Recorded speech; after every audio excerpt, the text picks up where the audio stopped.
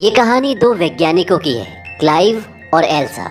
ये दोनों पति पत्नी हैं और ये दोनों जेनेटिक साइंटिस्ट हैं। जेनेटिक साइंटिस्ट उन्हें कहते हैं जो नए नए जीवों को बनाते हैं, यानी कि दो अलग अलग जीवों के डीएनए को मिक्स करके वो एक नया जीव बनाते हैं। ये एक कंपनी के लिए काम करते हैं जिसका नाम है नर्ड, यानी nucleic exchange research and development. ये कंपनी दवाइयाँ बनाती है और क्लाइव और एल्सा इनके लिए अलग अलग जानवरों के डीएनए को मिक्स करके एक नया जानवर यानी कि एक नई ब्रीड बनाती है जिसके प्रोटीन से ये अलग अलग बीमारियों की दवाइयाँ बना सके। और अब ये एक ऐसी ब्रीड बना चुके हैं जो बिल्कुल ही अलग है। ये डॉग के साइज की होती है और एक मेल होता है जिसका नाम ये रखते हैं फ्रेड। और ऐसे ही ये एक और जीव पहले बना चुके हैं जिसका नाम होता है जिंजर। अब ये फ्रेड को और जिंजर को आमने सामने रखते हैं और वो दोनों आपस में बहुत अच्छे से मिलते हैं जिससे बहुत खुश होते हैं। यानी कि फ्रेड जो कि मेल है और जिंजर जो कि फीमेल है वो एक दूसरे को पसंद करते हैं। और ये बहुत ज़रूरी है क्योंकि आगे जितने भी जीव पैदा होंगे वो इन दोनों के मिलन से पैदा होंगे। अब क्लाइव और एल्सा बहुत खुश हैं क्योंकि वो कामयाब हो चुके हैं और वो अपनी कंपनी के बॉस के पास जाते हैं और उन्हें बताते हैं कि हमने बहुत सारे जानवरों के डीएनए से मिला के ये एक अलग जानवर बनाया है और इसके प्रोटीन से हम कई जानवरों की कई बीमारियों की दवाइयाँ बना सकते हैं। और साथ में हमने एक ऐसा तरीका भी ईजाद किया है जिससे हम इंसान के और जो हमने अभी ये जानवर बनाया है इसके डीएनए को मिला के एक नई तरह की स्पीसीज बना सकते हैं जिससे हम इंसानों की कई बीमारियों की दवाइयाँ बना सकते हैं। उनकी बॉस बोलते कि जो तुमने काम किया बहुत अच्छा किया और सब तुम्हारे काम से बहुत खुश हैं, लेकिन फिलहाल जो तुम बोल रहे हो इसके लिए हमारी कंपनी अभी तैयार नहीं है। और अब जो तुमने जानवर बनाए इनके प्रोटीन से हमारी कंपनी दवाइयाँ बनाना चाहती है और इसीलिए सारी रिसर्च को बंद करके हम उस जगह पर दवाइयाँ बनाने का काम शुरू करेंगे। क्लाइव और एल्सा बोलते कि अगर हम ये काम शुरू नहीं करेंगे तो शायद कोई और शुरू कर दे। उनकी बॉस बोलते कि हम ये काम शुरू करेंगे, ज़रूर करेंगे, लेकिन उससे पहले जो ये तुमने जानवर बनाया है इसके प्रोटीन से जानवरों की दवाई बनाओ, एक कामयाब दवाई जिसे हम मार्केट में उतार सकें। और उसके बाद जो तुम बोल रहे हो उस प्रोजेक्ट पे हम ज़रूर काम करेंगे। और वो उन दोनों को मना कर देती है। इस बात से इन दोनों को बहुत डिसअपॉइंटमेंट होता है क्योंकि ये दोनों जेनेटिक साइंटिस्ट हैं और ये किसी कंपनी के लिए जानवरों से प्रोटीन निकालकर दवाई बनाने का काम नहीं करना चाहते। इसीलिए ये दोनों तय करते हैं कि हम अपनी रिसर्च को छुपके से आगे बढ़ाएंगे और ये अपना काम आगे शुरू करते हैं। काम शुरू करने के लिए इन्हें इंसान के डीएनए की जरूरत होती है, तो एल्सा क्लाइव को एक डीएनए लाकर देती है। क्लाइव बोलता है किसका है? वो बोलती है कि कोई अनजान डोनर है। और अब उस डीएनए के साथ और जो जानवर इन्होंने बनाया है उस जानवर के डीएनए के साथ ये प्रयोग करना शुरू करते हैं। ये बहुत मेहनत करते हैं, बहुत कोशिश करते हैं, लेकिन इन्हें कामयाबी नहीं मिलती और इस बात से इन्हें बहुत दुख होता, बहुत परेशान हो जाते हैं। फिर एक दिन एल्सा एक और डीएनए लाकर देती है। वो बोलती है ये है M3 और अब प्रयोग हम इससे करना शुरू करेंगे। और उस डीएनए के साथ और जानवर के डीएनए के साथ ये प्रयोग करना शुरू कर देते हैं और बहुत मेहनत के बाद इनका प्रयोग सफल होता हुआ नजर आता है। यानी कि जानवर का डीएनए और जो एल्सा ने डीएनए दिया है वो आपस में मिलना शुरू हो जाते हैं और फाइनली अब इनके पास एक अनोखा डीएनए जो इंसान और जानवर के डीएनए से मिलकर बना है। क्लाइव इस रिसर्च को आगे नहीं बढ़ाना चाहता क्योंकि ये गैर कानूनी है, लेकिन एल्सा ऐसा करना चाहती है और इसीलिए वो उस डीएनए को लेकर एक रूम में चली जाती है। वहाँ पर एक मशीन होती है जिसके अंदर डीएनए डालने से बच्चा पैदा होना शुरू हो जाता है, यानी कि वो ग्रो करना शुरू हो जाता है और इसी मशीन में ये सभी जानवर को बनाते हैं। ये एक तरह की कोख है, यानी कि जिस तरह से माँ की कोख में बच्चा पैदा होता है इसी तरह से इसके अंदर डीएनए डालने से बच्चा पैदा होना शुरू हो जाता है और वो उस डीएनए को उस मशीन के अंदर डाल देती है। क्लाइव बोलता है कि अच्छी बात नहीं है किसी को बनाना उसके बाद मार देना। एल्सा बोलते कि हर रोज लाखों लोग मर जाते हैं, हो सकता है हमारे इस आविष्कार से लाखों लोगों की जान बच जाए। एल्सा के ऐसा कहने से क्लाइव मान जाता है और वो उस प्रोजेक्ट पे काम करना शुरू करते हैं। लेकिन यहाँ पर एक हैरतअंगेज चीज़ ये होती है, जहाँ बच्चे को बहुत धीरे धीरे बढ़ना होता है वो उस कोख में बहुत जल्दी जल्दी बढ़ना शुरू हो जाता है और सुबह जब वो देखते हैं तो बच्चा नॉर्मल होता है, लेकिन शाम को जब वो अपने घर पर होते हैं तो उन्हें एक अलार्म आता है जो कि उनकी लैब से होता है और जब वहाँ पहुँचते हैं तो वो बच्चा मशीन के अंदर पूरी तरह से विकसित हो चुका होता है, यानी कि वो जन्म लेने के लिए तैयार हैं और वो उसे बड़ी मुश्किल से बाहर निकालते हैं और बाहर एक अजीब सा जीव निकलता है।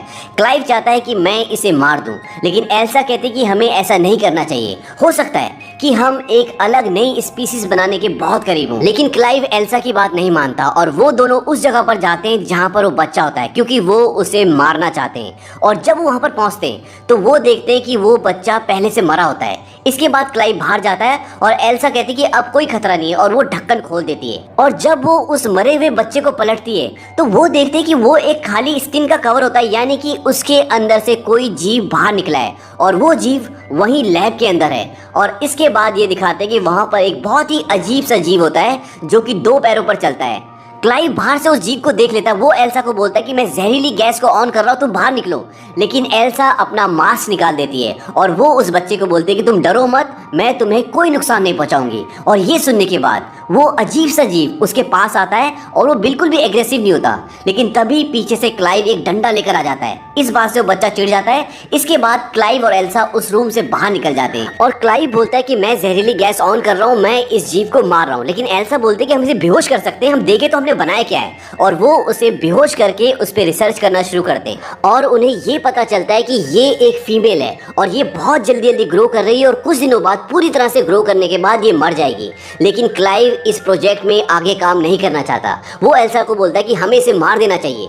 एल्सा बोलती है कि हमें ऐसा नहीं करना चाहिए, हमें इसे देखना चाहिए, इससे हम बहुत कुछ सीख सकते हैं। और वो ये डिसाइड करते हैं कि हम इसे ऑब्जर्व करेंगे। और 1 महीने के अंदर ही वो विकसित होना शुरू हो जाती है, उसके हाथ पैर निकलना शुरू हो जाते हैं और उसका दिमाग भी अब डेवलप हो रहा है। और एल्सा उससे भावनात्मक रूप से भी कनेक्ट होना शुरू हो जाती है। उसे वो खिलाती है, उसे चीज़ें सिखाती है और एक बार वो उसे बहुत सारे अल्फ़ाबेट देती है और वो बोलते हैं कि इन अल्फ़ाबेट को इस ऑर्डर में लगाओ जैसे मेरा नाम है। वो कहते हैं एल्सा, ELSA। लेकिन वो सारे अल्फ़ाबेट हटा देती है और वहाँ पर लिख देती है NERD, नर्ड, क्योंकि ये शब्द एल्सा की टी-शर्ट पे लिखा होता है। ये देखकर एल्सा बहुत खुश होती है क्योंकि वो अब चीजें सीख रही होती है। तभी वहाँ पर क्लाइव आ जाता है और क्लाइव इस जीव को बिल्कुल भी पसंद नहीं करता।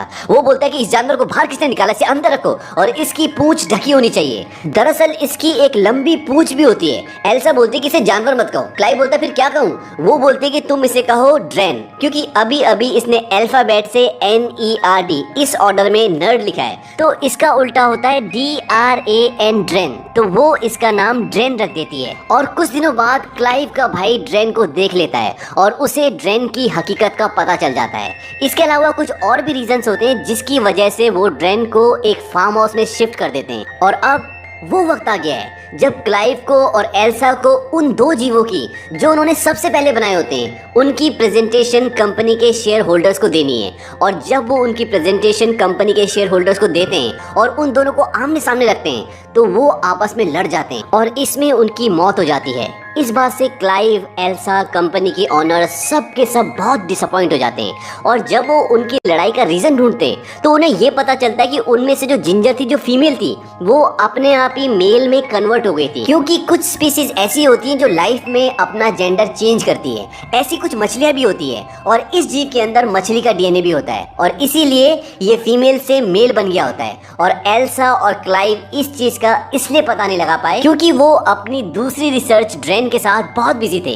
वहीं दूसरी तरफ ये दिखाते हैं कि ड्रेन अब पूरी तरह से विकसित हो चुकी है और एल्सा उसे एक बच्चे की तरह ट्रीट करती है, उसे सिखाती है, उसे बहुत प्यार करती है। लेकिन ड्रेन का बिहेवियर बहुत अजीब होता है। एक बार वो जंगल में भाग जाती है और जब एल्सा और क्लाइव उसके पीछे जाते हैं तो वो देखते हैं कि उसने एक खरगोश को मार दिया होता है और वो उसे कच्चा ही खा रही होती है। इसके बाद वो दोनों ड्रेन को घर वापस ले आते हैं और कुछ दिनों बाद एल्सा ड्रेन को खाना दे रही होती है तो वो खाना नहीं खाती और वो उन्हें समझाती है कि मैं यहाँ पर बोर हो गई हूँ।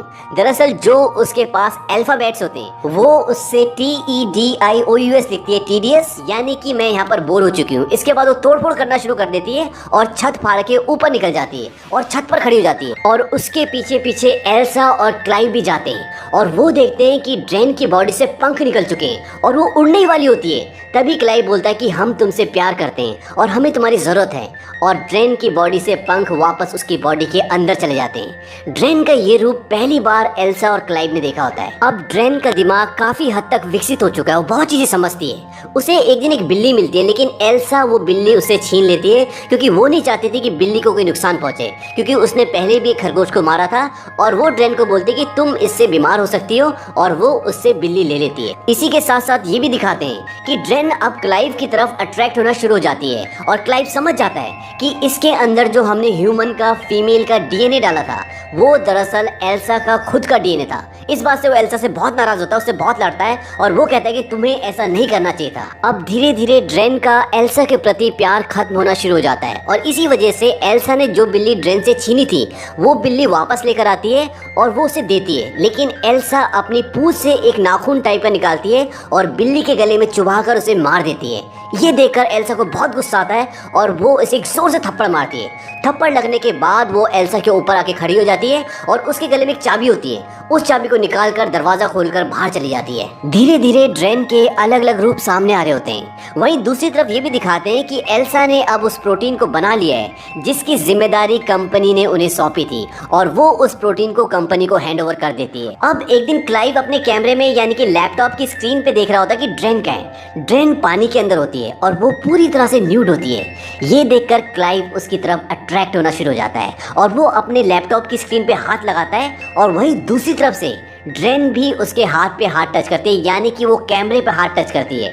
उसे पता चल जाता है कि क्लाइव उसे देख रहा है और ये देखकर क्लाइव एकदम से चौंक जाता है। ड्रेन के अंदर कुछ ना कुछ शक्तियां तो होती है। इसके बाद ये दिखाते हैं कि एक बार क्लाइव उस जगह पर आता है, फार्म हाउस में आता है जहाँ पर ड्रेन रहती है और वहाँ पर उस वक्त एल्सा नहीं होती। क्लाइव ड्रेन को आवाज लगाता है लेकिन उसे सामने कोई भी नहीं दिखता।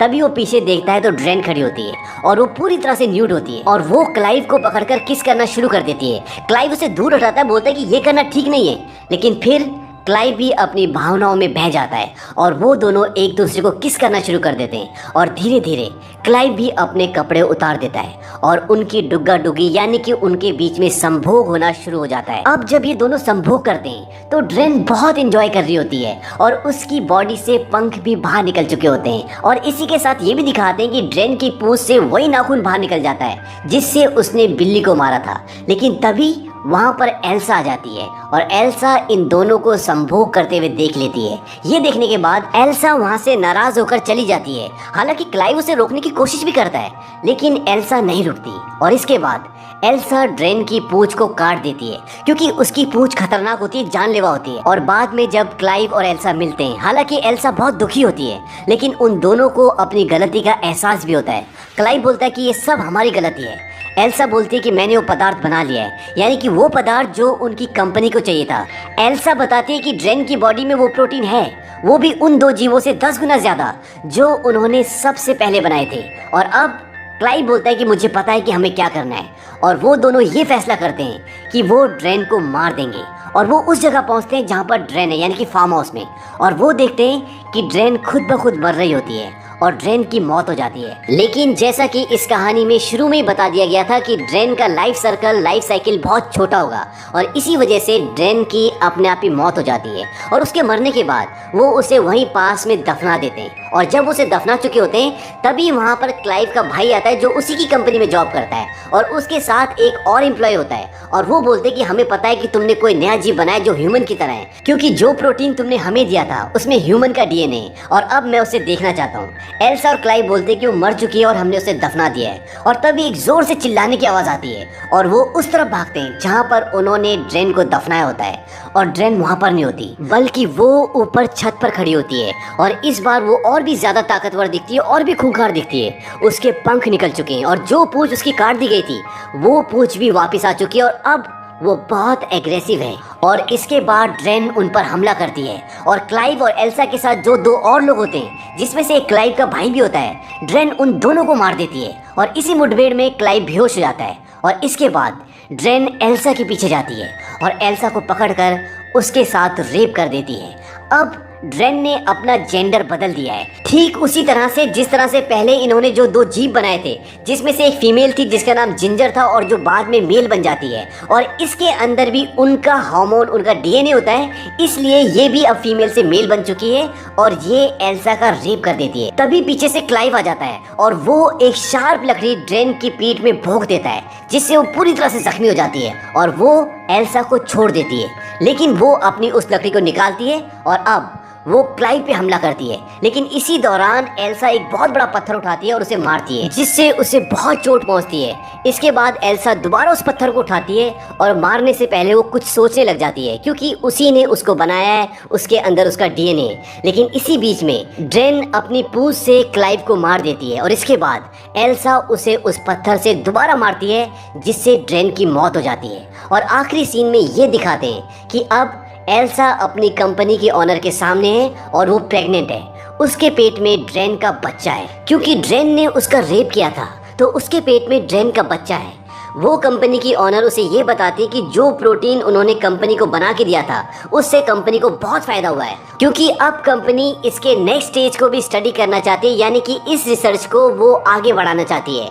एल्सा के पेट में अब बच्चा है और उस बच्चे से इस रिसर्च को आगे बढ़ाया जा सकता है। एल्सा ने अभी तक अपनी जान पर खेलकर, अपने पति को खोकर इस कंपनी के लिए जितना भी किया है, उसके लिए उसे एक अच्छी खासी रकम दी जाती है और उसे ये भी बोला जाता है कि अगर वो अपने बच्चे को अबॉर्ट करवाना चाहे तो वो करवा सकती है। लेकिन एल्सा ऐसा करने से मना कर देती है। वो बोलती है कि ज्यादा से ज्यादा क्या होगा, क्योंकि एल्सा एक जेनेटिक साइंटिस्ट है और वो इस रिसर्च को आगे करना चाहती है। और इसी के साथ ये फिल्म खत्म हो जाती है।